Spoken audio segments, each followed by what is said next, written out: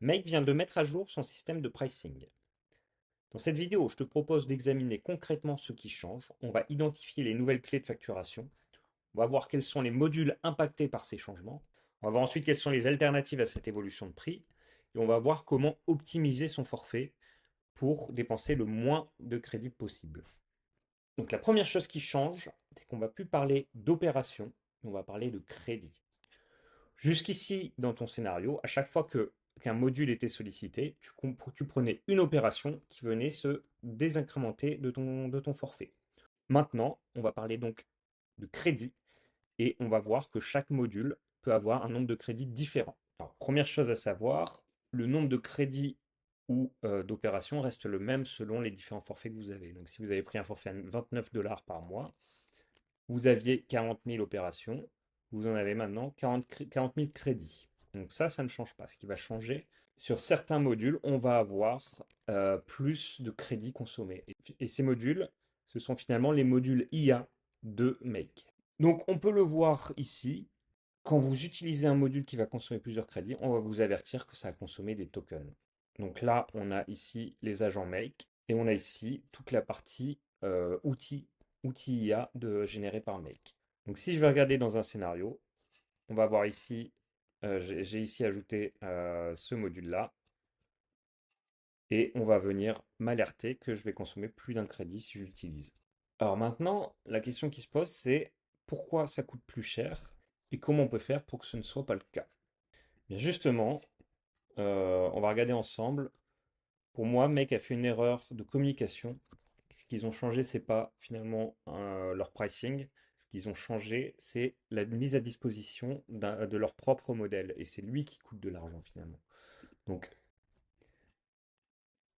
quand je vais ici aller chercher donc Ask Anything, donc c'est un outil de Make qui permet de faire une complétion, une chat completion comme n'importe quel LLM, pardon.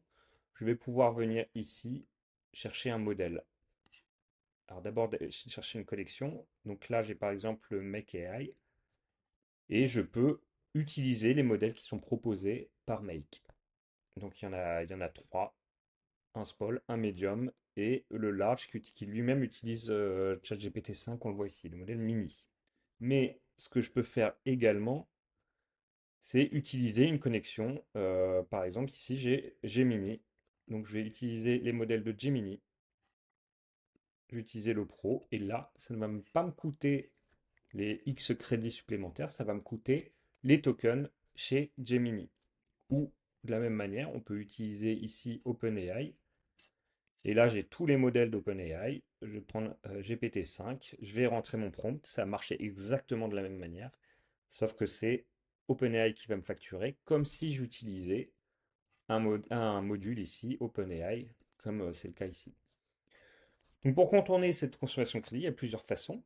Soit on va utiliser l'un des modules natifs, donc soit ici OpenAI, soit ici Gemini, et on va, ou autre, ou Claude, ou ce que vous voulez, et on va faire l'action via ce module.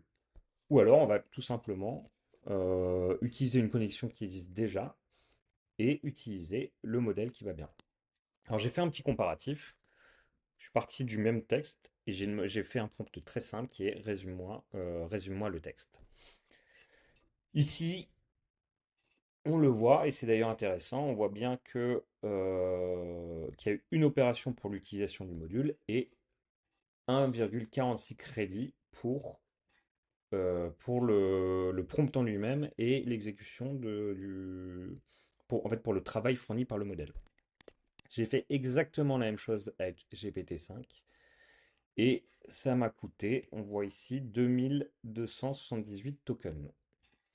Or, pour ChatGPT, donc le 5, je n'ai même pas pris le modèle le moins cher, 1 million de tokens, ça va nous coûter 1,250 $.